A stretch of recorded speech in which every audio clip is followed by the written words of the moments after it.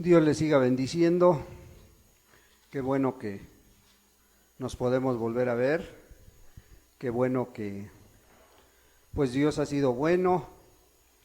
Algunos que supimos que estaban enfermos ya están aquí, gracias a Dios. A Él sea toda la gloria. Porque Dios es fiel, hermanos. Dios es fiel y podemos mirarlo en la vida de ustedes, en la vida de nosotros, cómo Dios ha sido fiel a través de todo este tiempo. Pues hoy quisiéramos continuar con este ciclo de prédicas, de estudios, si tú lo quieres ver de esta manera, de las doctrinas no fundamentales, ¿verdad? Hace 8 días veíamos la doctrina ¿de qué? Del rapto o la segunda venida, del arrebatamiento más bien, porque la Biblia dice arrebatamiento, ¿verdad? Veíamos cómo al final de todo, al final de las posiciones de todos aquellos que conocen la Escritura, de todos aquellos que se dicen cristianos, coincidimos en algo, creemos en esa segunda venida de Cristo Jesús. ¿Cómo la estés esperando? Bueno, eso ya es muy personal, ¿verdad? ¿De qué manera estás esperando esa segunda venida? Bueno, hoy vamos a tocar otro tema no tan agradable, otro tema tan controversial, decimos nosotros, porque pues algunos piensan de una manera, otros piensan de otra. Ese es el detalle de las doctrinas no fundamentales, ¿verdad? Que la mayoría creemos en ellas, pero unos de una manera y otros de otra manera. Ahora esto significaría que algunos no sean cristianos o que otros sean más cristianos que otros. No, ¿verdad? Pero sí nos ayuda a entender más lo que Jesús hablaba, lo que Jesús trataba de decir a la iglesia. Bueno, vamos a Lucas 16. Lucas 16, versículo 10. Y la bendita palabra de Dios dice así: el que es fiel en lo muy poco, también en lo más es fiel, y en lo que muy poco es injusto, también en lo más es injusto. El que es fiel en lo muy poco, también en lo más es fiel, y el que en lo muy poco es injusto, también en lo más es injusto. Oremos a Dios. Padre, en el nombre de Jesús, te damos muchas gracias.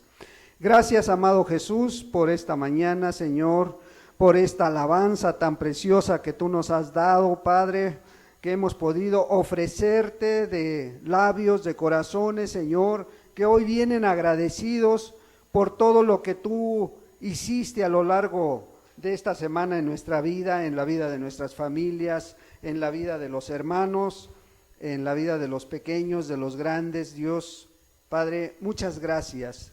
Gracias, Padre. Ahora te pedimos, Señor, que seas tú el que hable a través de esta palabra, que seas tú el que nos instruya, que seas tú el que nos capacite y nos aclare las dudas que pudieran venir a nuestra mente, a nuestro corazón, y que no tomemos esta doctrina como pretexto, Señor, para dejar de hacer lo que nos corresponde a nosotros, Padre, porque lo que no podemos hacer nosotros, tú lo haces, Señor, y eso nos lo has enseñado a lo largo de todos estos años que hemos caminado a tu lado. Muchas gracias, Señor. Abre la mente, el corazón de cada uno de los que están aquí, Señor, y podamos entender, Señor, el propósito de esta palabra, Señor. Aún de aquellos que han de escucharla, Señor, también que sirva para llevarlos a conocer más esta doctrina, Señor, y a saber qué es lo que les corresponde hacer a cada uno. Muchas gracias te damos en el nombre de Cristo Jesús. Amén, Señor, y amén. Entonces veíamos este versículo 10. ¿Quién me dice cuál es la doctrina no fundamental de la cual vamos a hablar hoy? Las ofrendas con diezmo. Ah, o cualquier otra, ¿no? Bueno, bueno. Sí, vamos a hablar del diezmo, de la doctrina no fundamental del diezmo. Pero hablar de este tema, hermanos, es muy serio, es muy delicado, es muy complicado, ¿sí? Porque algunos piensan mal, porque algunos, en lugar de ser para bien, es para mal, pero algunos otros enfocan mucho esta doctrina para aplicarla a las iglesias. Hay muchas personas, o muchos, más bien muchos predicadores, que piensan que esto es lo más importante de una congregación, el recaudar fondos para que siga caminando, para que siga esparciéndose la palabra, y ponen de antemano la doctrina del diezmo y la ofrenda sobre otras doctrinas que sí son fundamentales, ¿sí? Y no es que no sea importante, como se los dijimos hace 8 días, ¿sí? Pero a veces en los servicios, en los cultos que se hacen en otros lugares, se pasa más tiempo promoviendo la ofrenda y el diezmo que escuchando la palabra de Dios. Se tardan más en recoger todas esas ofrendas que en dar la palabra de Dios, ¿sí? Porque viene la ofrenda normal y ya pasan, y por lo menos 10 minutos en promoverla, en hablar de ella, sí se tardan. Y luego viene, ¿cuál te gusta? La ofrenda pro construcción, y otros 10 minutos. Y luego la ofrenda misionera, y luego la ofrenda de amor para el predicador que llega o que va a venir. Y así se la llevan, ¿sí? Y todavía al final pasen por sus sobres, porque hoy en muchos lugares se establece de esa manera. Pasen por su sobrecito, y si no, te lo hacen llegar hasta tu lugar. Pero de que te dan tu sobre, te lo dan. Que lo devuelvas, eso es diferente, sí, porque a veces hasta con el sobre se quedan. Pero bueno, esa es otra actitud, ¿verdad? Y como que sí lo han visto por ahí, porque pues sí veo que algunos sí dicen que sí, ¿verdad? Bueno, entonces, sí, entonces se pasan más tiempo en esto que en predicar la palabra.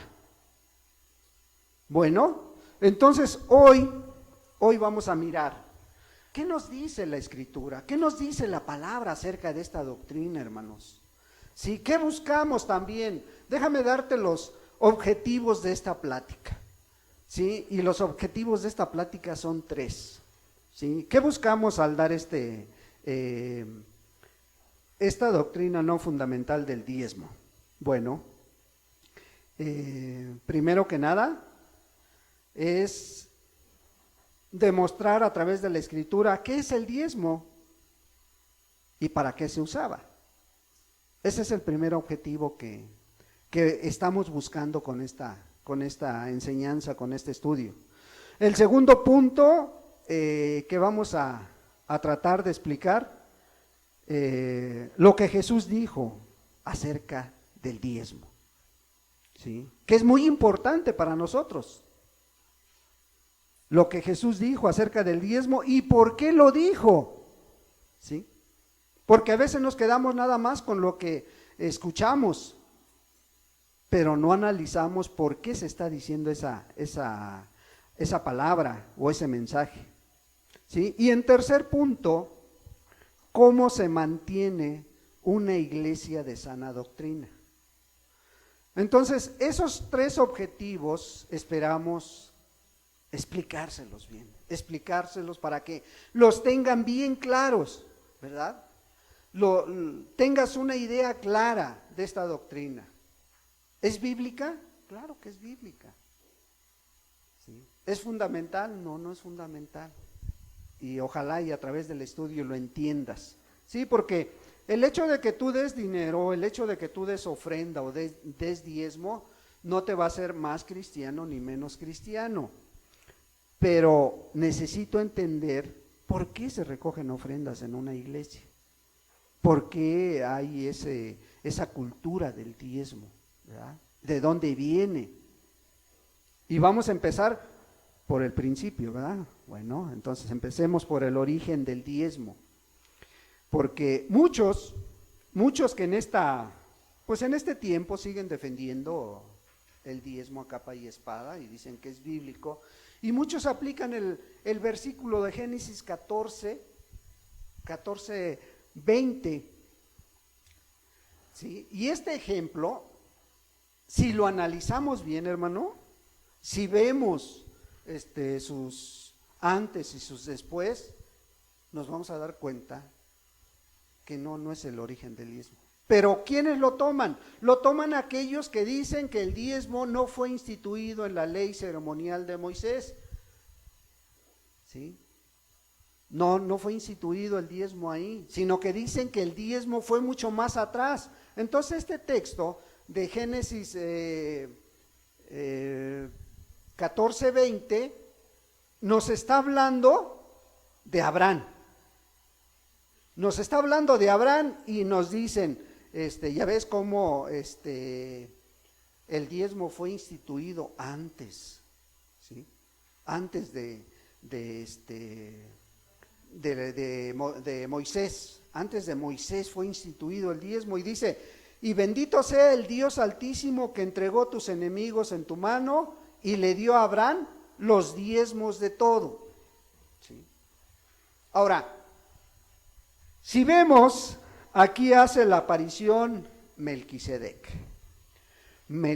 Melquisedec es sinónimo, o es prototipo, o es un símbolo de Cristo Jesús. ¿Sí? Así se toma y así lo dice la Escritura. Porque no hay muchos datos, o más bien no hay datos de él. Pero este rey era rey ¿de dónde? De Jerusalén, de Salem, dice. Era rey, ¿sí? Bueno, pero ¿por qué Abraham le dio los diezmos? Bueno, Abraham venía de la batalla aquella que había acontecido cuando se llevaron a su primo Lot. Se lo llevaron y le avisaron a Abraham, y Abraham juntó 300 hombres, fue, los persiguió y rescató a Lot con todo aquello, y venció a aquellos cuatro reyes que se habían juntado, ¿sí? Y ya venía victorioso, ya venía de la batalla, ya venía de haber ganado la guerra, y sale al encuentro Melquisedec, ¿sí? Y le ofrece, ¿qué le ofrece? Le ofrece viandas para toda su gente. Primero el rey dio, ¿sí? ¿Por qué le daría esto? Pues porque los vio cansados, los vio que ya venían de una batalla, y les dijo: estos han de necesitar agua, han de necesitar comida, y les dio, les provió lo que necesitaban. Entonces Abraham ofreció el diezmo. Ahora, algunos teólogos, estudiosos de la palabra, dicen que en aquel tiempo había una ley sobre aquellos que regresaban de la guerra. Tenían que dar el diezmo, tenían que dar un diezmo. No está muy claro, yo les soy sincero, yo busqué algo acerca de este famoso diezmo de los vencedores de la guerra, y no lo encuentro. ¿Por qué? Porque yo veo, por ejemplo, David, ¿cuántas veces salió victorioso de las guerras? Muchas. ¿Y cuántas veces lo ves diezmar? No, ¿verdad?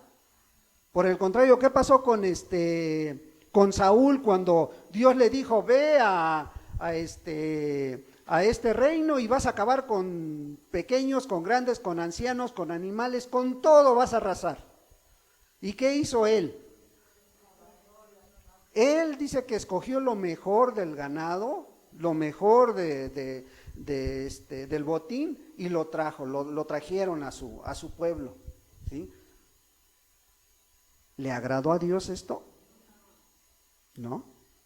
¿Cómo se lo tomó Dios? Como rebeldía. Dice: porque pecado de adivinación es la rebeldía, dice. ¿Sí? Entonces, vemos, yo no encuentro otro rey o otro caudillo del pueblo de Israel que haya diezmado. Tampoco encuentro que esto haya quedado como un mandamiento perpetuo. ¿O sí lo encuentras en la Escritura?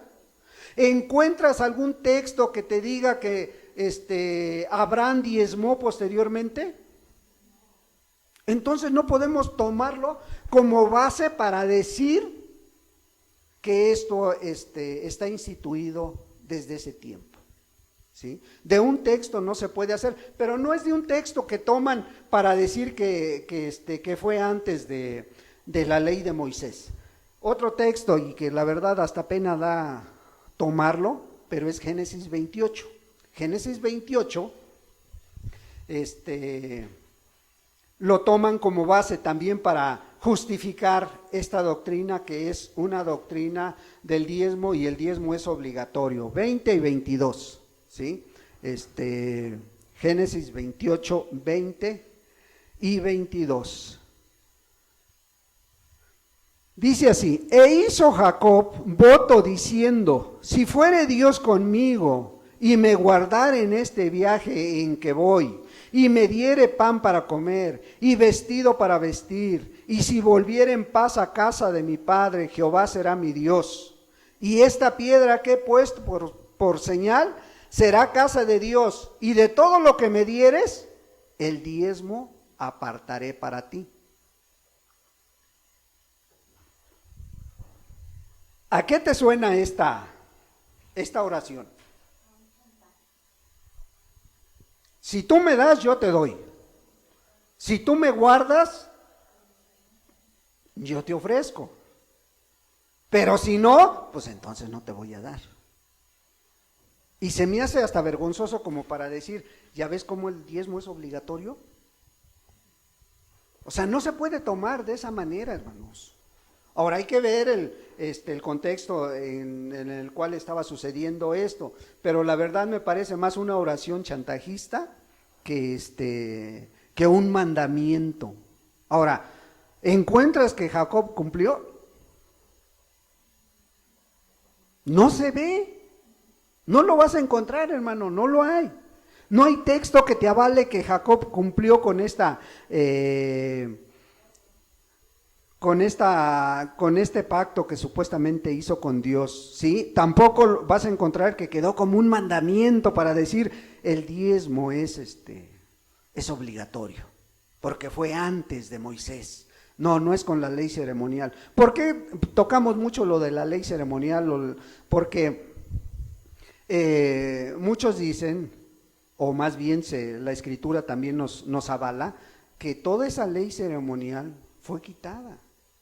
La ley moral de Dios no es quitada.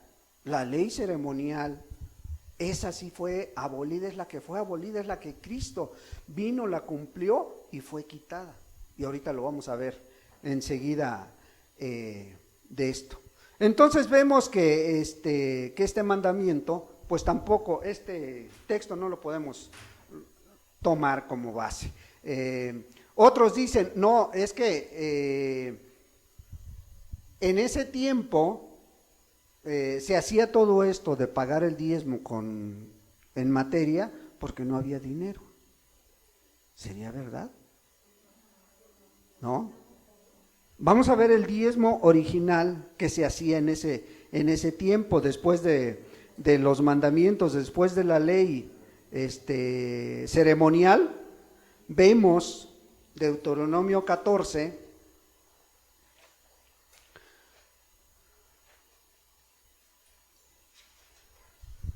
Vamos a ver cómo los argumentos que luego se manejan para decir que el diezmo era esto, era aquello, solitos con la palabra nos los aclara, ¿sí? 14, vamos a darle lectura del 22 al 29, dice así: e indefectiblemente diezmarás todo el producto del grano que rindiere tu campo cada año, y comerás delante de Jehová tu Dios en el lugar que Él escogiere para poner allí su nombre. El diezmo de tu grano, de tu vino y de tu aceite, y las primicias de tus manadas y de tus ganados, para que aprendas a temer a Jehová tu Dios todos los días. ¿Sí? Y si el camino fuere tan largo que no puedas llevarlo por estar lejos de ti el lugar que Jehová tu Dios hubiera escogido para poner en él su nombre, cuando Jehová tu Dios te bendijere, entonces lo venderás y guardarás el dinero en tu mano y vendrás al lugar que Jehová tu Dios escogiere y darás el dinero por todo lo que deseas, por vacas, por ovejas, por vino, por sidra o por cualquier cosa que tú deseares, y comerás ahí delante de Jehová tu Dios y te alegrarás tú y tu familia. Y no desampararás al levita que habitar en tus poblaciones, porque no tiene parte ni heredad contigo.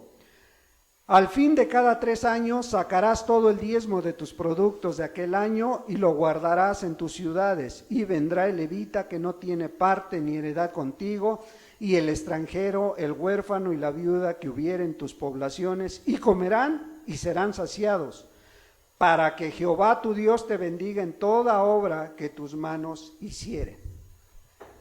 Mira, con este pasaje vemos, el diezmo original era el 10% de la cosecha de cada persona que tuviera su terreno, su parcela, ¿sí? Estaba obligado a dar el 10% del producto de su cosecha, el 10% del producto de su ganado, ¿sí? Ese era el diezmo original. Ahora, no podemos decir que no había dinero, ¿sí? En aquel tiempo había lugares específicos donde decía Dios, aquí van a participar de los diezmos. ¿Qué hacía la gente? Juntaba sus diezmos y una vez al año iba y se reunía con su familia, ¿sí? ¿En dónde?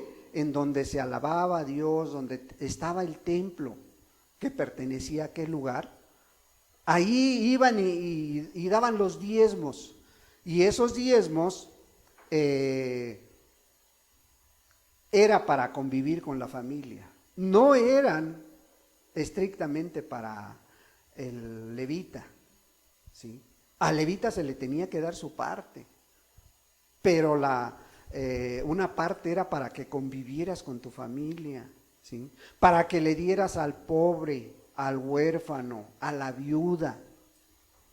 Ese era el propósito de este diezmo. Ahora, a lo largo del año no nada más se juntaba este diezmo, se juntaba otro y otro más. Aproximadamente era un 23% anual de todas sus cosechas que tenían que dar, ¿sí? Ese era el diezmo original. ¿De dónde venía esto? Si tú lees antes este capítulo 14, te vas a dar cuenta que Dios estaba dictando las leyes ceremoniales. Acababa de decirle cómo iban a pagar sus pecados, acababa de decirle qué tenían que utilizar para pagar esos pecados. Acababa de dictar la ley ceremonial Dios. Y ahí incluye este mandamiento. ¿A quién se lo estaba dando? Al pueblo de Israel, ¿sí? A su pueblo. Entonces, vemos, por ejemplo, en Levítico 27,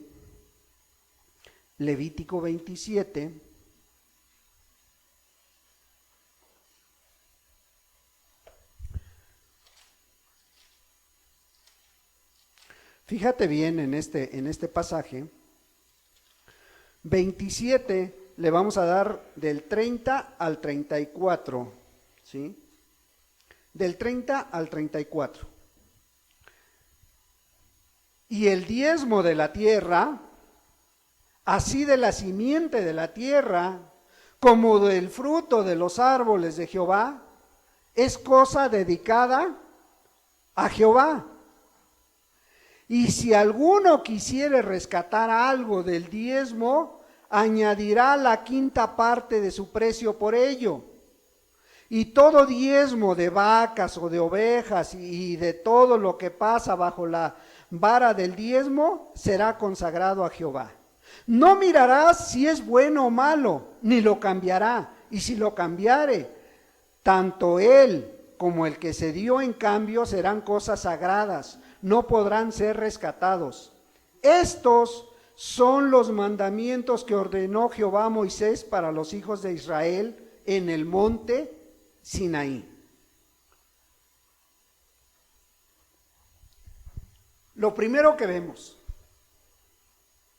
el diezmo tendría que surgir ¿de dónde? De la tierra, ¿sí? Entonces, para que pudiera diezmar esa persona, ¿qué necesitaba tener? Terrenos. O sea, necesitaba ser gente que tenía propiedades para poder dar, ¿sí? Porque ahí en esa tierra se sembraban alimentos, pero también árboles frutales, ¿sí? Pero no queda ahí la cosa, ¿sí? Dice que también debía de tener vacas, ovejas. En otras palabras, el diezmo era para gente pudiente, para gente que tenía, gente que tenía de dónde dar, ¿sí? Dice que tenía que ver, por ejemplo, en las vacas, las tenían que contar, nacían 10, el 10º era para Dios, el 10º animal. Ahora, es que el 10º está bonito, es de raza, lo voy a redimir o lo voy a retener. Bueno, dice que lo tenías que evaluar justamente y tenías que añadir una quinta parte de su precio. O sea, si querían retener el diezmo, tenían que agregar una quinta parte de su precio, ¿sí? Entonces vemos que no está hablando del pobre, no está hablando de aquella viuda que no tenía, no está hablando del huérfano, ¿sí? Está hablando de gente pudiente. Y luego dice, estos son los mandamientos que ordenó Jehová a Moisés para los hijos de Israel, ¿sí? Pero luego los que quieren aplicar esta doctrina, bueno, es que nosotros somos hijos de Israel, es que nosotros somos hijos de Abraham. ¿O a poco no has escuchado que eso dice? Somos hijos de Abraham, a lo mejor espiritualmente, pero si ves genealógicamente, no, ¿verdad? Ellos eran un pueblo especial, era un pueblo escogido, ¿sí? Entonces vemos que el diezmo era bueno, claro que era bueno, porque se disfrutaba con la familia, se disfrutaba con el pobre, se daba a los levitas, ¿sí? ¿Cuántas veces lo tenían que sacar? ¿O cuántas veces tenían que diezmar? ¿Cada 8 días? ¿Cada mes? Una vez al año, dice. Una vez al año. Ah, pero ese sí, ese no lo aplican, ¿verdad? Una vez al año no lo aplican. ¿No? Entonces, cada 8 días, ¿sí? Lo vimos en Deuteronomio 14:20, dice que una sola vez al año tenían que ofrendar. En ese año, te digo, había otros diezmos, ¿sí? Que no nos vamos a entretener en verlos, y que alrededor se juntaba la cantidad de un 23% de los productos realmente que se daban, ¿sí? ¿Quiénes recogían los diezmos? Los tesoreros, ¿no? ¿No? Números 18. Números 18. Números 18, versículo 21 al 24 le vamos no, al 28 le vamos a dar lectura. Dice así: y aquí yo he dado a los hijos de Leví todos los diezmos en Israel, por heredad, por su ministerio, por cuanto ellos sirven en el ministerio del tabernáculo de reunión. Y no se acercarán más los hijos de Israel al tabernáculo de reunión, porque no lleven pecado por el cual, para que no lleven pecado por el cual mueran. Mas los levitas harán el servicio del tabernáculo de reunión, y ellos llevarán su iniquidad, estatuto perpetuo para vuestros descendientes, y no poseerán heredad entre los hijos de Israel, porque a los levitas he dado por heredad los diezmos de los hijos de Israel, que ofrecerán a Jehová en ofrenda, por lo cual les he dicho, entre los hijos de Israel no poseerán heredad. Y habló Jehová a Moisés diciendo, así hablarás a los levitas y les dirás, cuando toméis de los hijos de Israel los diezmos que os he dado de ellos por vuestra heredad, vosotros presentaréis de ellos en ofrenda mecida a Jehová el diezmo de los diezmos, y os contará vuestra ofrenda como grano de la era y como producto del lagar. Así ofreceráis también ofrenda a Jehová de todos vuestros diezmos que recibáis de los hijos de Israel, y daréis de ellos la ofrenda de Jehová al sacerdote Aarón. Fíjate, después de que ellos recogían los diezmos, ellos tenían que dar su diezmo también. Y ese diezmo era para Aarón, el máximo sacerdote en su tiempo. Entonces, veíamos toda una cadenita, ¿sí? Ahora, muchos te dicen, ¿ya ves? Es que el levita, el pastor, es el que tiene que recoger los diezmos, ¿sí? Y algunos dicen, bueno, pues es que el pastor tiene que vivir de algo, tiene que recogerlos, ¿sí? Pero afortunadamente no en todos los lugares es así. En aquel tiempo los levitas lo recogían porque ellos ministraban a Dios en el templo, ellos servían al 100% a Dios, ellos estaban consagrados para este servicio y no tenían propiedades, no podían tener propiedades porque Dios así lo había establecido, ¿sí? Entonces vemos que hay muchas cosas que si analizamos a través de la palabra, por sí solas van tirando esta doctrina. Y podrás decir, no hermano, es que te falta un pasaje bien importante, hermano. ¿Cuál pasaje falta para justificar la doctrina de los diezmos? Para decirle a la iglesia, a las iglesias que están robando a Dios. Malaquías 3, versículo 8 al 10. Muchos ya están, de memoria no lo sabemos, ¿verdad? Porque este es el texto por excelencia donde se justifica ajusticiarse a las iglesias. Decirles que son unos ladrones, que son unas ladronas, que no ofrendan, que no diezman, ¿sí? ¿Por qué? Porque a lo mejor no hemos analizado, no nos detenemos y escudriñamos la palabra y vemos qué tenemos que hacer para entender la palabra. Nada más es leerla, no, tenemos que ver a quién está dirigida, tenemos que ver el contexto, el antetexto, tenemos que analizar por qué en ese momento estaba hablando Dios de esa manera, cuál era la situación social, cuál era la situación actual de ese pueblo, de ese lugar, de esa iglesia. Y no podemos generalizar, ¿verdad? ¿Qué dice Malaquías 3:8? Vamos a darle desde el 6 para que entendamos bien. Dice, porque yo Jehová no cambio por esto, hijos de Jacob, no habéis sido consumidos. A ver, empecemos primero. ¿Qué dice? Porque yo Jehová no cambio por esto. ¿Por cuál? Pues si me das o no me das, ¿sí? Pero ¿qué dice? Hijos de Jacob.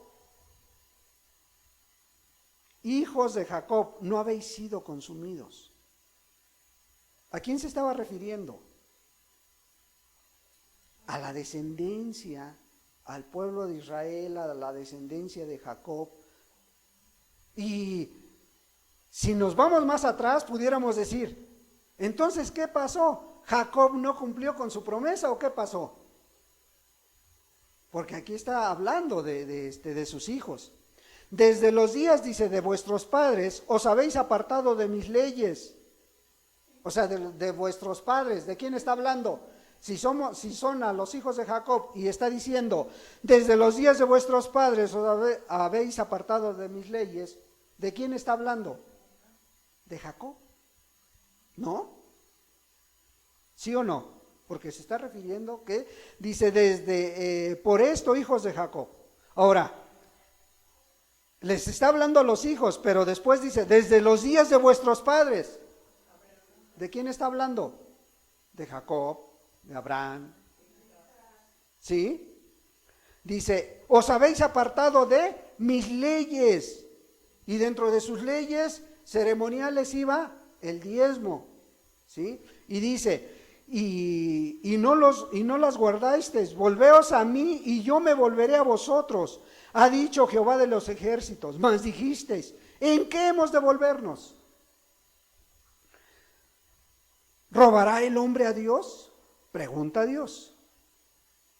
Pues vosotros me habéis robado. Y dijiste, ¿en qué te hemos robado? En vuestros diezmos y ofrendas.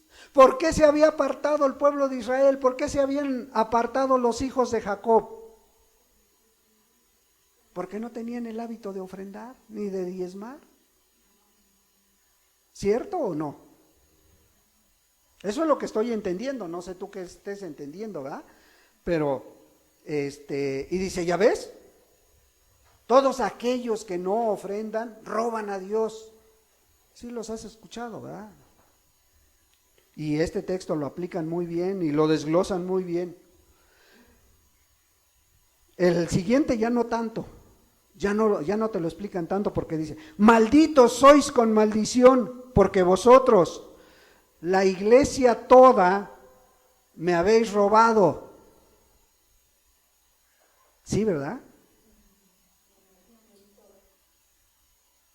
Ah, entonces no dice iglesia toda. Entonces, ¿se estaba refiriendo a la iglesia o a la nación? Se estaba refiriendo a la nación, ¿verdad? A la nación de Israel. Malditos sois con maldición porque vosotros, la nación toda, me habéis robado. ¿En qué estaba este contexto? Este contexto estaba en que Dios le estaba hablando primero a los sacerdotes, primero a los siervos de Dios. Si tú lees los textos anteriores del versículo 1, capítulo 3, versículo 1 en adelante, te darás cuenta que se está enfocando ¿a quién? A los siervos primero. ¿Sí? Se está enfocando a los predicadores primero, pero esos primeros textos no los sacan esta porción, pero esos primeros textos no se sacan. Y este versículo 9 casi no se explica por qué, porque echa por tierra la doctrina, hermanos, porque está hablando de una nación, no está hablando de una iglesia futura o presente, porque además mi iglesia había en ese momento. ¿Sí? Y después dice, traer todos los diezmos al alfolí y hay alimento en mi casa. ¿Qué era el alfolí? ¿La charolita?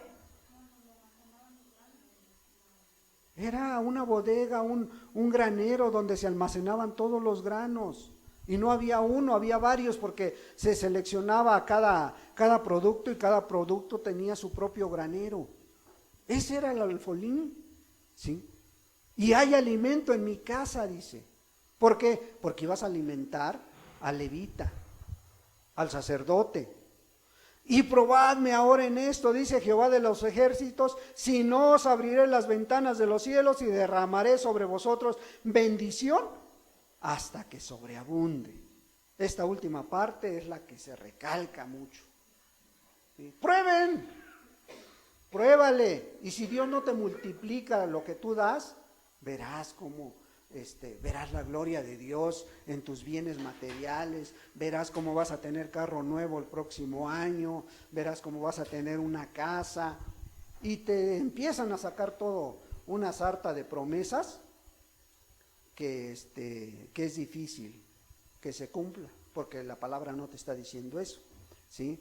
Reprenderé también por vosotros al devorador, y no os destruirá el fruto de la tierra, ni vuestra vid en el campo será estéril, dice Jehová de los ejércitos. Y todas las naciones os dirán, bienaventurados, porque seréis tierra deseable, dice Jehová de los ejércitos. ¿A qué está enfocado este pasaje? Al alimento, ¿sí?, de la tierra. Porque si tú ves el 11, está dando una promesa para aquel que va a sembrar, ¿sí? Dice que Dios va a reprender a ese animal que se va a devorar la planta, Él lo va a detener, a ese animal que puede acabar los sembradíos. Dice, y no os destruirá el fruto de la tierra, y vuestra vid en el campo será estéril, dice. Ni vuestra vida en el campo será estéril. O sea, va a haber mucho fruto. Estamos hablando de un diezmo, ¿sí?, que era una semilla, que era producto del campo. Hablaba un diezmo en especie, no hablaba un diezmo en dinero, ¿sí? Entonces vemos que a grandes rasgos, pues es parte del origen, es parte del fundamento de predicadores de la prosperidad que te hablen de esta manera o de esos pasajes, pero realmente se están aplicando mal. Ahora vamos con el segundo objetivo. ¿Qué dijo Jesús del diezmo?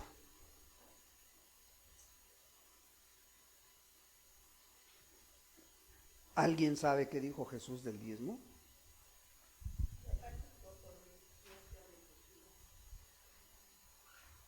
Ese fue Pablo. Pero Jesús, ¿qué dijo? Jesús nada más vas a encontrar que 3 veces mencionó el diezmo, ¿sí? ¿Cuál? No. Mateo 23, ¿sí? Mateo 23, ¿qué dice Dios? Bueno, veamos qué dice el Señor en este texto. Nomás vamos a tomar como base este texto para pasar más adelante. Mateo 23 dice, ¡ay de vosotros, escribas y fariseos, hipócritas! Porque diezmáis la menta y el eneldo y el comino, y dejáis lo más importante de la ley, la justicia, la misericordia y la fe. Esto era necesario hacer sin dejar de hacer aquello. Ahora, ahí está, hermano, no que el diezmo ya en el Nuevo Testamento no se menciona, no que Jesús no mencionó el diezmo. Entonces, ¿es obligatorio o no es obligatorio? Dios lo está diciendo que era necesario hacer aquello sin dejar de hacer. ¿Qué era necesario hacer? ¿Qué era necesario hacer? Diezmar. No, está hablando, dice, diezmar primero. Primero está hablando del diezmo, dice, era necesario diezmar, pero sin dejar de hacer la misericordia. ¿A quién se estaba refiriendo? A conocedores de la ley, a personas que conocían la ley, ¿sí? Entonces, ¿está vigente o no está vigente? Ya está en el Nuevo Testamento. ¿Por qué no está vigente, hermano, si está en el Nuevo Testamento y lo está diciendo Jesús? Ajá. Pero a ver, un argumento más sólido. ¿Por qué no está vigente si Jesús lo está mencionando y luego lo menciona en Lucas? ¿Sí?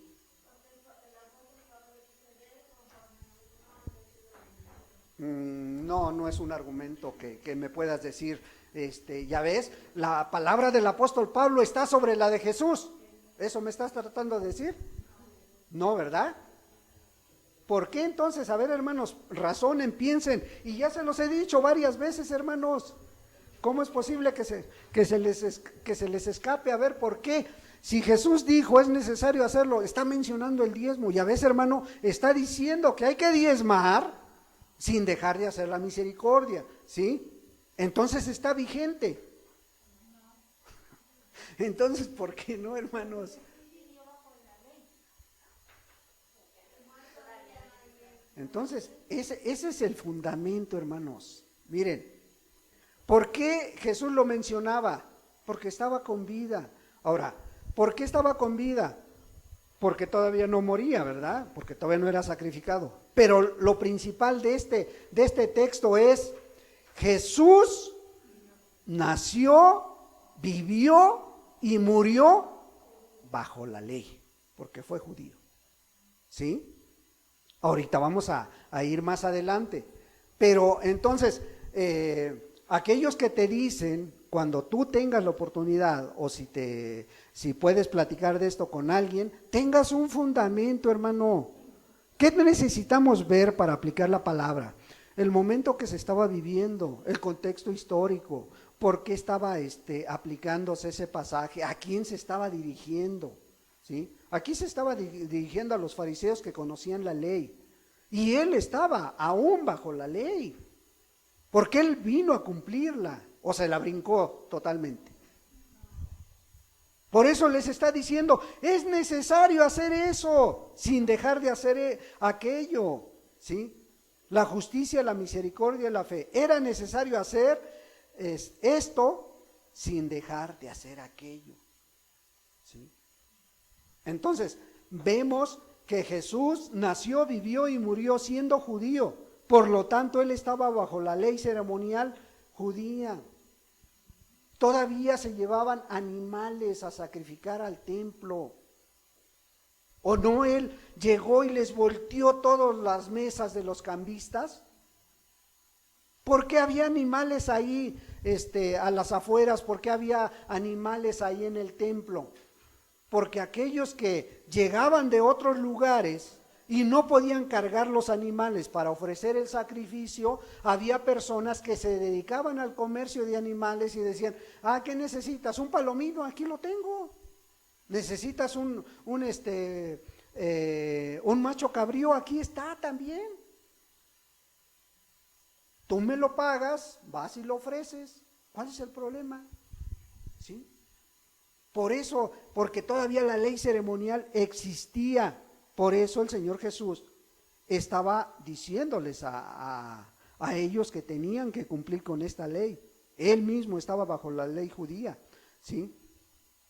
Entonces vemos que se aplicaban. ¿Por qué? Porque esto era parte del antiguo pacto todavía estaba en ese momento, el templo de Jerusalén estaba vigente, ahí estaba todavía, ¿sí? En otros dos pasajes que ya no los vamos a ver, pero si quieres anotarlos, Lucas 11:42 y Lucas 18:12 también habla del diezmo, ¿sí? Bueno, ahora vamos a ver por qué, en qué otra parte del Nuevo Testamento habla del diezmo.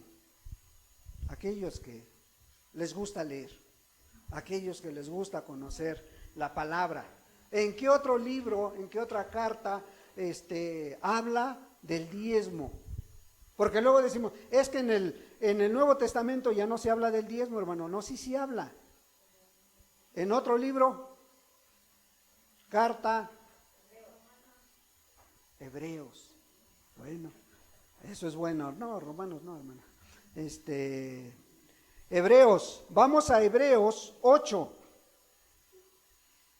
Continuando con lo de Jesús, ¿sí? Continuando con lo de Jesús que él lo mencionó aquí, pero ahora vamos a ver por qué ya no está vigente lo del antiguo templo, lo del antiguo pacto. Hebreos 8 dice, versículo 8, dice, porque reprendiéndolos dice, he aquí, vienen días, dice el Señor, en que estableceré con la casa de Israel y la casa de Judá un nuevo pacto, no como el pacto que hice con sus padres el día que los tomé de la mano para sacarlos de la tierra de Egipto, porque ellos no permanecieron en mi pacto y yo me desentendí de ellos, dice el Señor.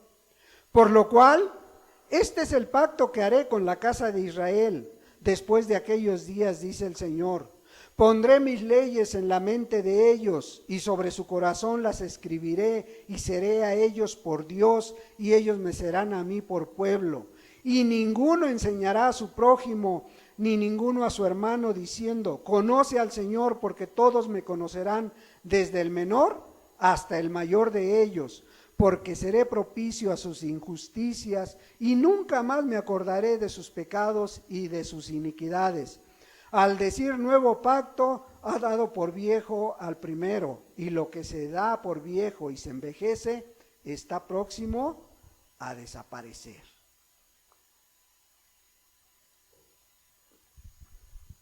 Bueno, ¿qué está diciendo el escritor de los Hebreos? Que iba a venir un nuevo pacto. Iba a venir un pacto mucho mejor. Ahora, acuérdate que si tú escudriñas detenidamente la palabra, desde Génesis hasta Apocalipsis, todos te llevan a una cosa, a Cristo Jesús. ¿Sí? Aún el antiguo pacto es sombra de lo que iba a venir. Y lo que iba a venir era, si tú ves esto que te está diciendo que hoy en día ninguno puede decir, yo no conocí a Dios. Nadie va a tener excusa. A veces, creo hace 8 días o hace 15 días, alguno de los hermanas preguntaba, ¿cómo se va a juzgar a la gente que no conoce a Dios? A la gente que no se le ha predicado el evangelio. Y si nos vamos más atrás, por ejemplo, a los aztecas, a todas esas tribus, ¿cómo se les va a juzgar?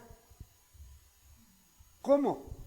Si no escucharon el evangelio, ¿va a ser injusto el juicio que tengan delante de Dios?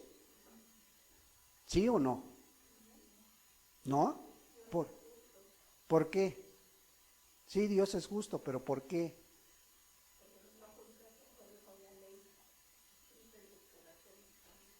No hay otra, hermanos. La ley escrita en sus corazones. ¿Cuál es el principio de esa ley? En que tú sabes hacer lo bueno. Sabes qué es bueno y qué es malo. Y los antiguos, cualquier tribu que digas, ellos conocían y sabían qué era bueno y qué era malo. Porque dice la Escritura que los iba a juzgar. Ahora, todo este pasaje está enfocado al final. Al final dice, porque seré propicio a sus injusticias y nunca más me acordaré de sus pecados y de sus iniquidades. ¿Qué estaba diciendo? Cuando él muriera, ¿sí?, iba a pagar por todos sus pecados, por todos aquellos. Pero esto iba a ser un nuevo pacto que Jesús iba a hacer con su pueblo. ¿Sí? Ahí mismo en Hebreos 7,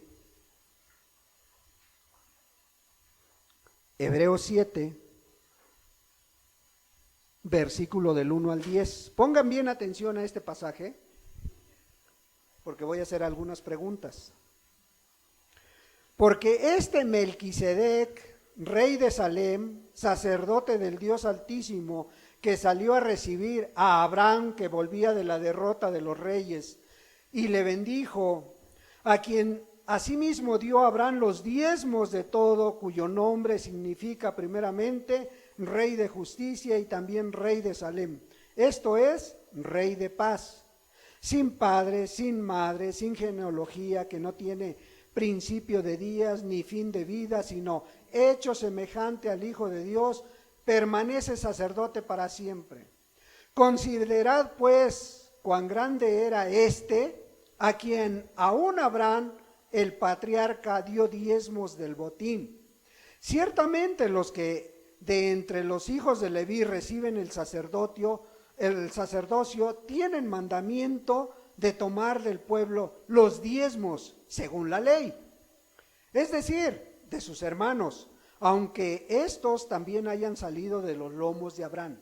Pero aquel cuya genealogía no es contada de entre ellos, tomó de Abraham los diezmos, y bendijo al que tenía las promesas. Y sin discusión alguna, el menor es bendecido por el mayor. Y aquí ciertamente reciben los diezmos hombres mortales, pero allí uno de quien se da testimonio de que vive. Y por decirlo así, en Abraham pagó el diezmo, también Leví, que recibe los diezmos, porque aún estaba en los lomos de su padre cuando Melquisedec le salió al encuentro. ¿Están vigentes los diezmos o no están vigentes? Pero hermanos, aquí dice, aquí ciertamente reciben los diezmos hombres mortales, pero ahí, bueno, aquí nada más dice, aquí ciertamente reciben los diezmos hombres mortales. ¿Dónde? Ahí con los hebreos, en ese momento. En ese momento se estaban recibiendo diezmos, ¿sí o no?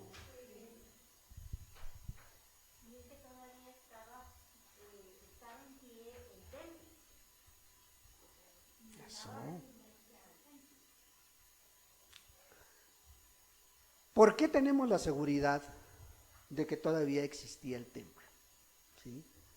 Porque algunos escritores dicen que Hebreos fue escrito del año 80 después de Cristo, entre 80 y 90 después de Cristo. Otros dicen que del 81, entre el 81 y el 96 después de Cristo.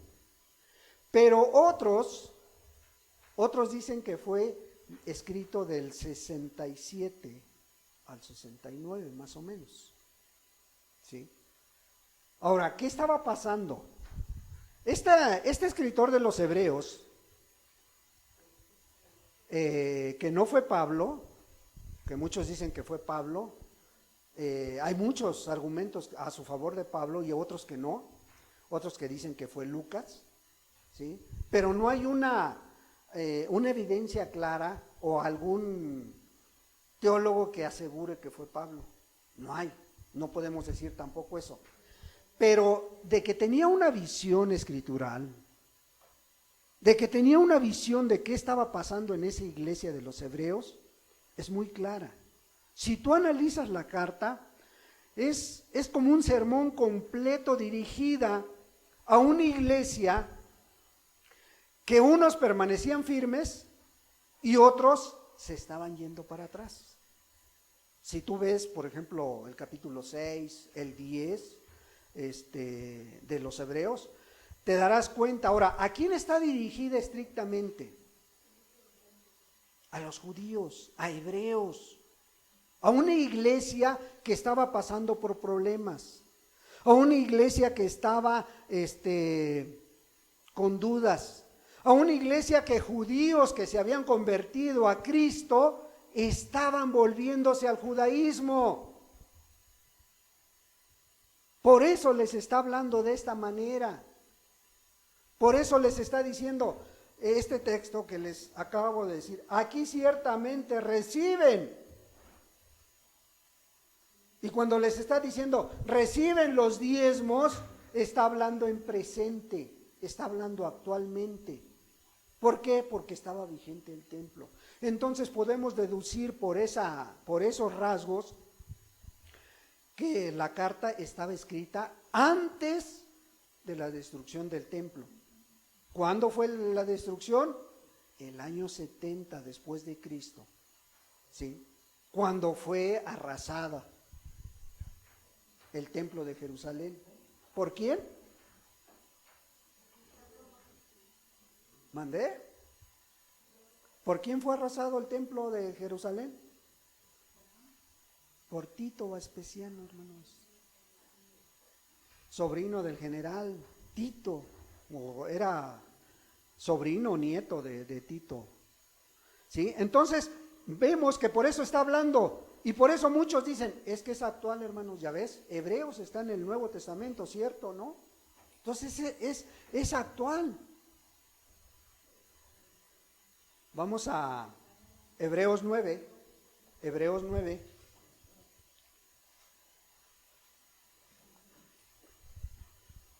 Hebreos 9, versículo 14 al 17.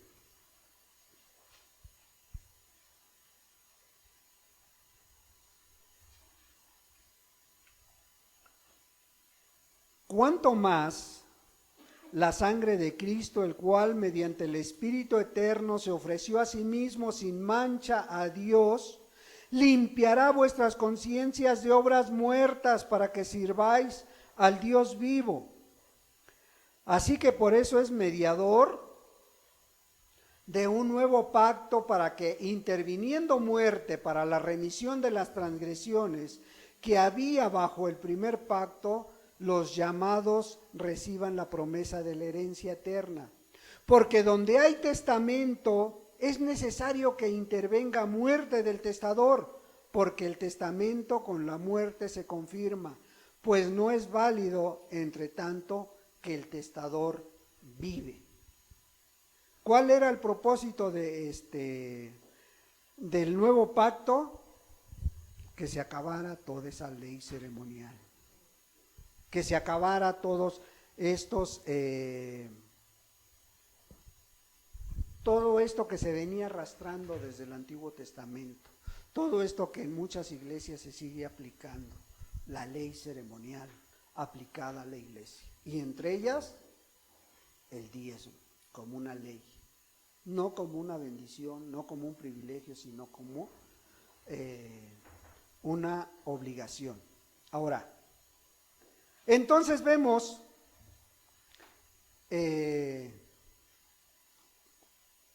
lo que se habló del diezmo en los tiempos de Jesús, ¿verdad? Ahora vamos a ver el tercer punto. ¿Cómo se mantiene una iglesia entonces si no se diezma? ¿Cómo? ¿Verdad? ¿Cómo entonces vamos a mantener los gastos de este lugar? Los gastos de una iglesia que tenga sana doctrina. Segunda de Corintios 9.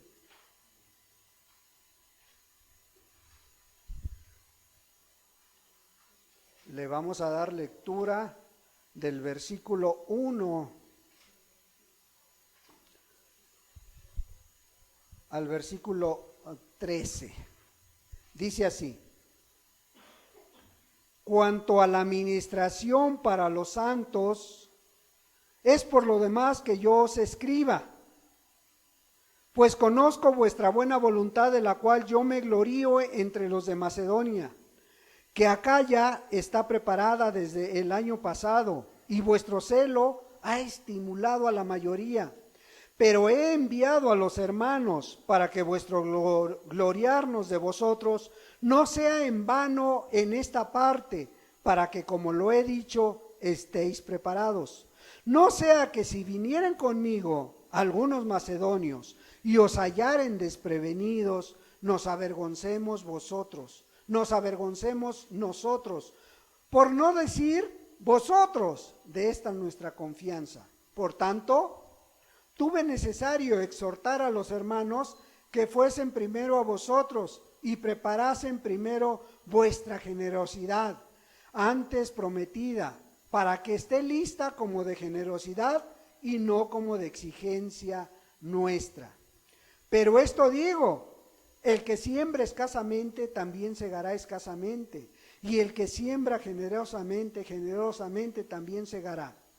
Cada uno dé como propuso en su corazón, no con tristeza ni por necesidad, porque Dios ama al dador alegre. Y poderoso es Dios para hacer que abunde en vosotros toda gracia, a fin de que, teniendo siempre en todas las cosas todo lo suficiente, abundéis para toda buena obra. Como está escrito: repartió, dio a los pobres, su justicia permanece para siempre. Y el que da semilla al que siembra y pan al que come, proveerá y multiplicará vuestra sementera y aumentará los frutos de vuestra justicia, para que estéis enriquecidos en todo, para toda liberalidad, la cual produce por medio de nosotros acción de gracias a Dios. Porque la administración de este servicio no solamente suple lo que a los santos falta, sino que también abunden muchas acciones de gracias a Dios, pues por la experiencia de esta administración glorifican a Dios por la obediencia a que profesáis al Evangelio de Cristo y por la liberalidad de vuestra contribución para ellos y para todos. Asimismo, en la oración de ellos por vosotros, a quienes aman, a causa de la superabundante gracia de Dios en vosotros. Gracias a Dios por su don inefable. Pablo está motivándoles con palabras persuasivas, con palabras en los cuales enfatiza mucho que tienen que dar mucho dinero. ¿Sí está haciendo eso?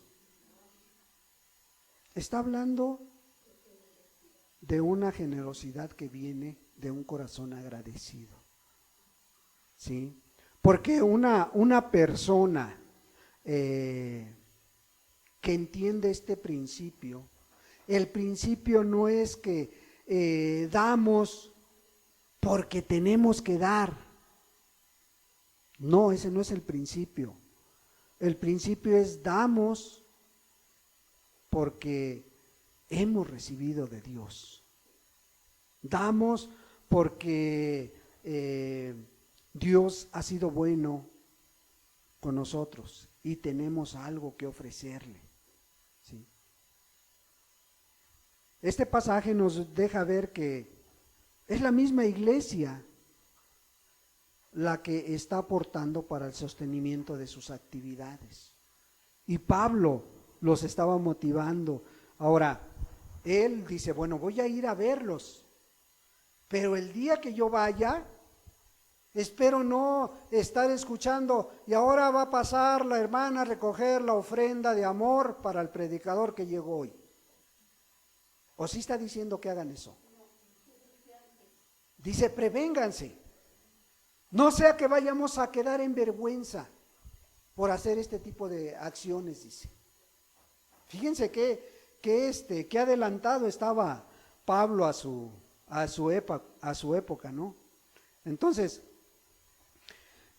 otro pasaje, Primera de Corintios 9, más atrás en el primer libro, Primera de Corintios 9,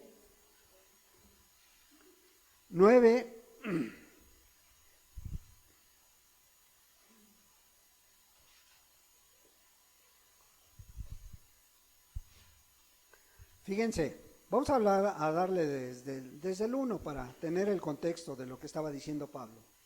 Dice, no soy apóstol, yo soy libre. No soy apóstol, dice, no soy libre. No he visto a Jesús el Señor nuestro. ¿No sois vosotros mi obra en el Señor? Si para otro no soy apóstol, para vosotros ciertamente lo soy, porque el sello de mi apostolado sois vosotros en el Señor. Contra los que me acusan, esta es mi defensa. ¿Acaso no tenemos derecho de comer y beber? ¿No tenemos derecho de traer con nosotros una hermana por mujer, como también los otros apóstoles y los hermanos del Señor y Cefas? ¿O solo yo y Bernabé no tenemos derecho de no trabajar? ¿Quién fue jamás soldado a sus propias expensas? ¿Quién planta viña y no come de su fruto? ¿O quién apacienta el rebaño y no toma de la leche del rebaño? Digo esto solo como hombre. ¿No dice esto también la ley? Porque en la ley de Moisés está escrito, no pondrás bozal al buey que trilla. ¿Tiene Dios cuidado de los bueyes? ¿O lo dice enteramente por nosotros? Pues por nosotros escribió, porque con esperanza debe arar el que ara, y el que trilla con esperanza debe recibir del fruto. Si nosotros sembramos entre vosotros lo espiritual, ¿es gran cosa si segáramos de vosotros lo material? Si otros participan de este derecho sobre vosotros, ¿cuánto más nosotros? Pero no hemos usado de este derecho, sino que lo soportamos todo por no poner ningún obstáculo al Evangelio de Cristo. ¿No sabéis que los que trabajan en las cosas sagradas comen del templo y que los que sirven al altar del altar participan? Así también ordenó el Señor a los que anuncian el Evangelio, que vivan del Evangelio. Qué duro mensaje le está hablando Dios a través de Pablo a la iglesia de los Corintios. Bueno, eran los Corintios, ¿verdad? Pero si lo trasladamos a nuestros días, el apóstol decía, bueno, ¿acaso no soy apóstol igual que los demás? Entonces, si lo soy, dice, ¿por qué no tengo el mismo derecho que ellos? Si lo soy, ¿por qué no tengo los mismos privilegios? ¿Sí? Y algo que me llama la atención es que dice, bueno, otros vienen y les hablan y son bien dadivosos.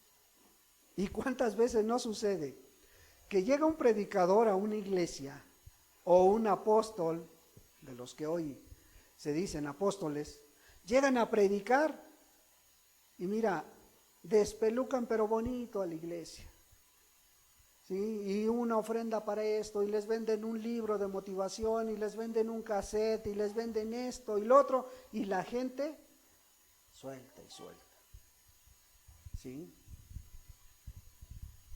Y decía Pablo, dice, bueno, si ellos que vienen una vez tienen derecho de esto, dice, yo ¿por qué no? ¿Verdad?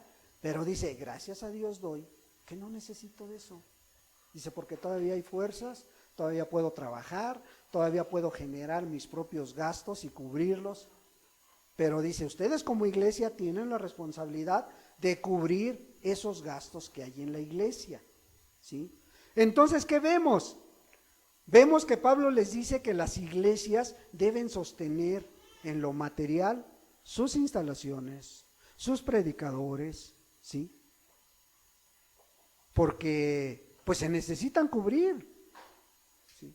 Ahora puedes a lo mejor tú argumentar en este lugar, ¿qué se necesita aquí? Pues se necesita a lo mejor aportar, no sabes si se paga agua, si se paga luz, si se paga renta, no sabes si necesita el hermano contar con más aparatos electrónicos, no sabes si hay gastos imprevistos, si se le ayuda a alguien, cosas que pudieran suceder. Y son gastos que las iglesias tienen que solventar, hermanos, ¿sí? Que las iglesias tienen que aportar, ¿sí? Entonces, ¿tengo que diezmar o no tengo que hacerlo? ¿Sí? ¿Qué dice la palabra? Porque tenemos que guiarnos por la palabra. Ahí mismo, 1 Corintios 15, 16, perdón.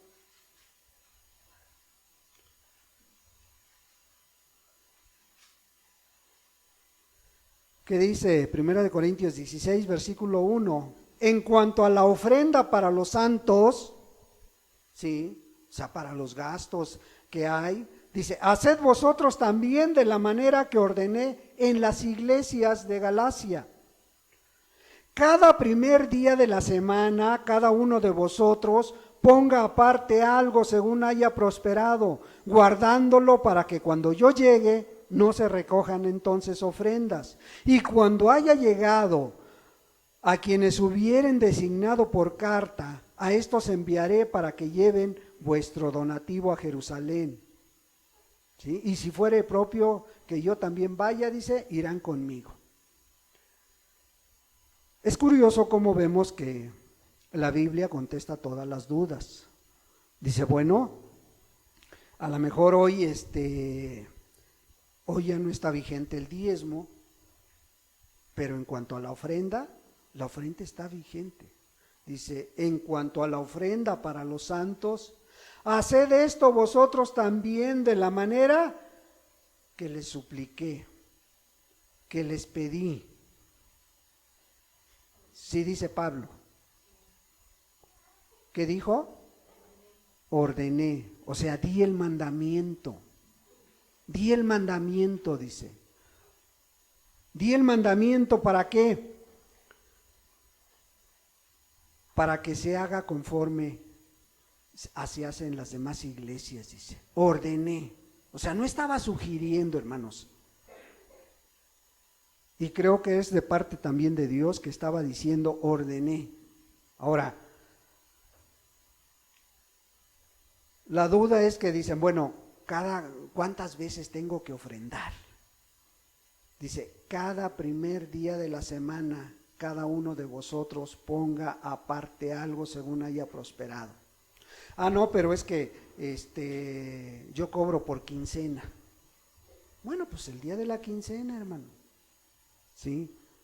No dice que nadie te juzgue por día o por fiesta. ¿Sí?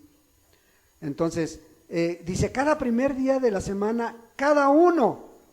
Fíjate, aquí tenemos que ver cuidadosamente porque empiezan a surgir las dudas o empiezan a surgir los acomodamientos o empiezan a surgir los pretextos. Es que, hermano,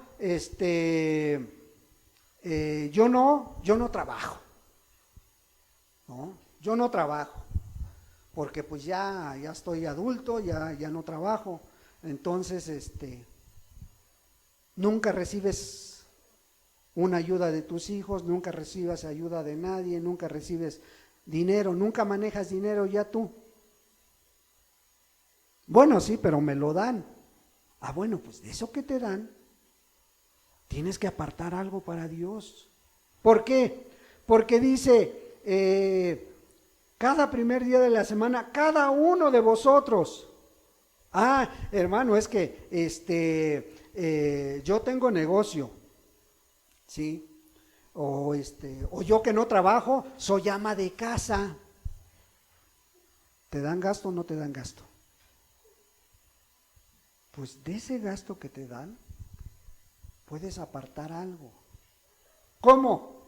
¿Cuánto? Lo que propuso en tu corazón. No, pero es que yo me guío por el diezmo. Bueno, entonces da el 10%. Si te acomodas de esa manera, pues hazlo. ¿Sí? O sea, no vas a pecar si ofreces tu diezmo. No vas a pecar si ofreces tu ofrenda. Pero dice cada uno de vosotros. O sea, ¿qué nos está dando a entender? Que la ofrenda es individual. No es por parejas, no es por familia. Y esto es bien importante que lo entendamos. ¿Por qué? Porque fíjense, cuando se va inculcando a los hijos un buen hábito, a la larga ese buen hábito da fruto. Cuando tú le inculcas a tu hijo desde pequeño y le das una moneda para que ofrende, eso le va a quedar grabado, porque él va a seguir haciéndolo en su adolescencia, en su juventud, y cuando llegue a ser adulto, lo va a practicar. Cuando tú le dices a tu hijo, cuando empieza a tener uso de razón, y le empiezas a decir, mira, lo primero que tienes que hacer cuando tú crezcas es aportar para los gastos de tu casa. Poco o mucho, pero tienes que hacerlo. Y si tú le vas inculcando eso, cuando ese hijo llegue a casarse, no va a tener problema en dar un gasto, un sostenimiento para su familia. Pero cuando no está inculcado eso, ¿qué pasa con muchos varones? Muchos varones no dan gasto, prefieren ellos ir a la tienda, ir a comprar, ir a hacer todos los gastos, porque no están acostumbrados a dar cierta cantidad de dinero. Y eso a veces convierte a la esposa en que no sea una buena administradora, ¿sí?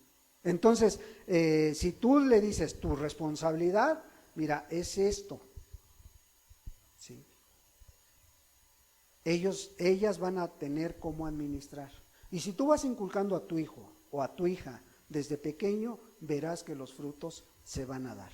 Y al rato no vas a tener como papá la queja de la nuera o del yerno en cuanto a eso.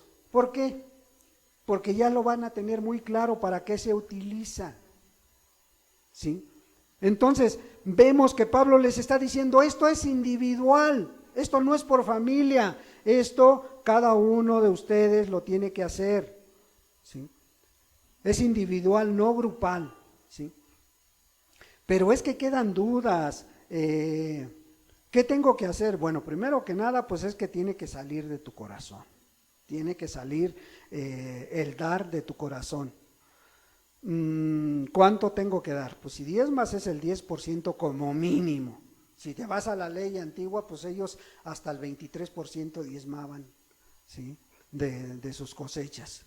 Ahora, pero la Biblia no te deja en ascuas. Dice, como hayas prosperado. No trabajas, eres jubilado, bueno, de lo que recibes de tu jubilación. Eres ama de casa, pues de tu gasto. Eres comerciante, pues bueno, ¿cómo le podemos hacer? Es que yo me dedico al comercio. Tengo que ofrendar de todo lo que invierto o de la utilidad que me deja. Pues de la utilidad que te deja, hermano. Ejemplo, te dedicas a vender carros, ¿sí? Te dedicas a vender carros. El carro te costó 10,000 pesos, ¿sí? Y tú lo vendes en 15. Bueno, es mucho, sube mucho, ¿verdad? Mejor en 12, para que no se vea muy caro o que te veas muy próspero. ¿Qué tienes que hacer? Dar de esos 2,000 pesos de ganancia, dar tu ofrenda voluntaria. ¿Cuánto voy a dar? Lo que proponga en tu corazón, ¿sí?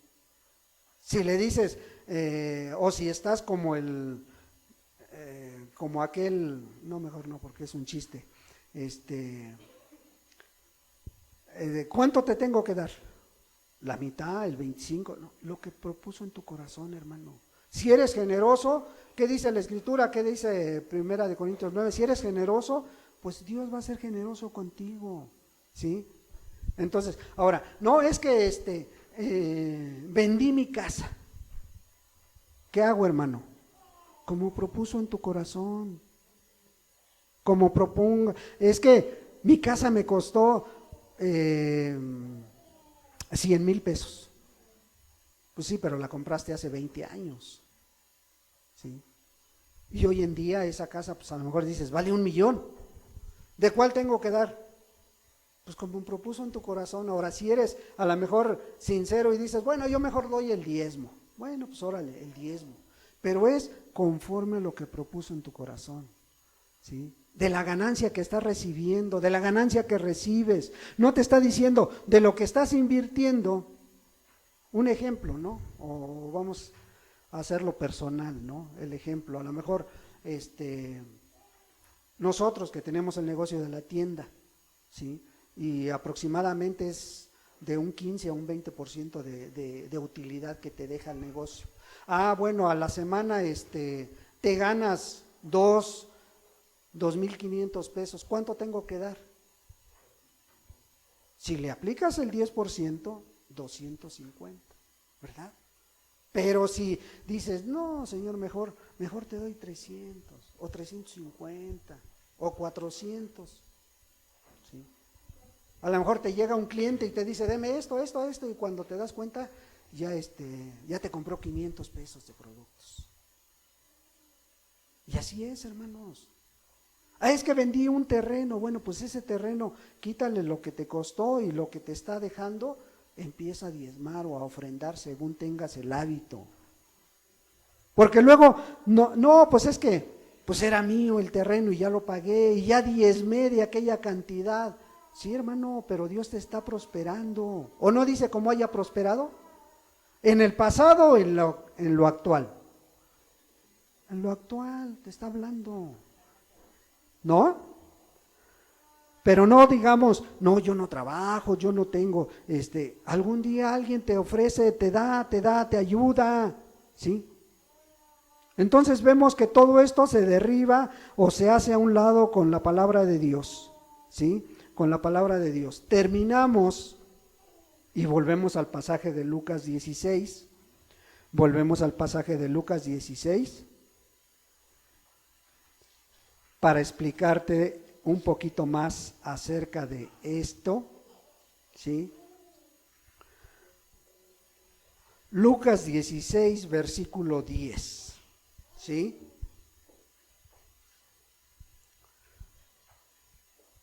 Dice así: El que es fiel en lo muy poco, también en lo más es fiel. Y el que en lo muy poco es injusto, también en lo más es injusto. Pues si en las riquezas injustas no fuisteis fieles, ¿quién os confiará lo verdadero? Y si en lo ajeno no fuisteis fieles, ¿quién os dará lo que es vuestro? Ningún siervo puede servir a dos señores, porque o aborrecerá al uno y amará al otro, o estimará al uno y menospreciará al otro. No podéis servir a Dios y a las riquezas. Ahora, si tú te das cuenta, estas palabras son de Jesús. Si tú te das cuenta, este pasaje es aplicable 100% al cristiano. Aquel que es o que quiere ser cristiano. Y aquí muchos se van a identificar, ¿sí? ¿Por qué? Porque a lo mejor muchos llevan tiempo escuchando la palabra de Dios y no crecen, no avanzan. Aquí viene un principio que podemos aplicar a nuestras vidas. Un principio muy claro, ¿sí? ¿A qué Jesús le está llamando muy poco? ¿A qué le está llamando muy poco Jesús cuando está diciendo el que es fiel en lo muy poco? ¿A qué le está llamando poco? A los bienes materiales. Si tú te das cuenta, todo este pasaje nos está hablando de bienes materiales, de dinero, ¿sí? Nos está hablando de cosas materiales, de propiedades, de todo aquello que pudiera venir y que tenía o que tenemos en nuestras manos. ¿Qué está diciendo el Señor Jesús? Mira, eso que luego se valora mucho, esa propiedad, ese terreno, ese carro, es lo muy poco que Dios está poniendo en tus manos, ¿sí? El que es fiel en lo muy poco, también en lo más es fiel. Dice, si tú estás poniendo todos tus bienes, todo tu esfuerzo, todo tu ofrenda al bien de Dios, tú vas a ser fiel en lo demás, ¿sí? ¿Por qué? Porque dice, y el que en lo muy poco es injusto, o sea, en lo muy poco, en aquello que Dios te ha dado como mayordomo, como administrador de tus bienes materiales, eso es lo que Dios te ha dado, pero tú simplemente eres un administrador, porque todo lo que ves, todo lo que tenemos, le pertenece a Dios. No es nuestro. Dice la Escritura que nosotros somos mayordomos, administradores, y que un día nos va a demandar de esto también. Entonces dice, y el que en lo muy poco, o sea, lo muy poco es eso material que te estoy dando, dice, también en lo más es injusto. Dice, pues si en las riquezas injustas no fuisteis fieles, ¿quién os confiará lo verdadero? ¿Qué es lo verdadero? ¿Qué es lo verdadero? O sea, dice Dios, mira, si en lo que es material, lo que a lo mejor muchas veces ni te ha costado, ¿sí? Yo te lo he puesto en tus manos y tú no le has dado un buen uso. ¿Cómo te voy a confiar lo verdadero? ¿Qué es lo verdadero? Lo verdadero es el Evangelio, lo verdadero es la palabra de Dios. ¿Cómo te lo voy a confiar a ti que en lo que te he dado no has sido fiel? Qué tremendo, ¿eh? Qué tremendo les está hablando el Señor Jesús de esta manera, ¿sí?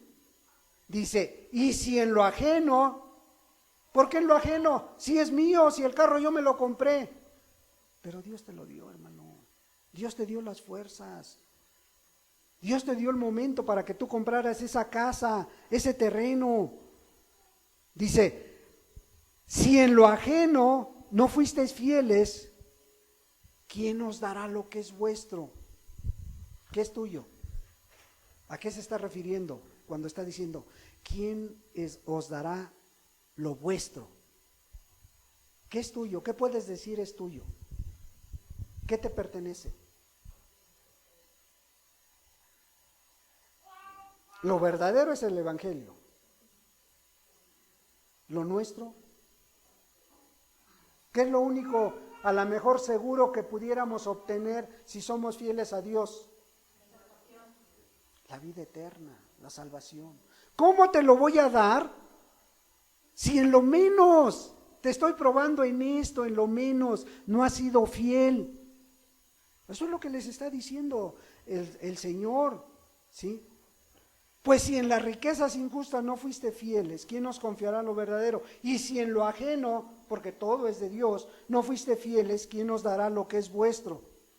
Ningún siervo puede servir a dos señores, porque o aborrecerá al uno y amará al otro, o estimará al uno y menospreciará al otro.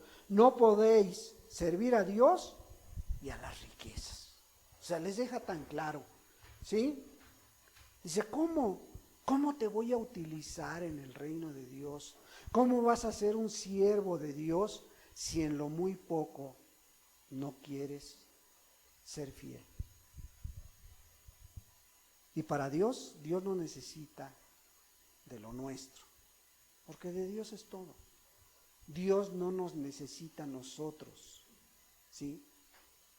Dice la Escritura, de Jehová es la tierra y su plenitud, ¿sí? Pero sí necesitamos que Dios use nuestras vidas. Sí necesitas que Dios te dé un ministerio, que Dios utilice tu talento, que Dios utilice aquello. Pero dice, ¿cómo lo voy a hacer si en lo mínimo, en lo que te he puesto, no eres fiel? ¿Sí?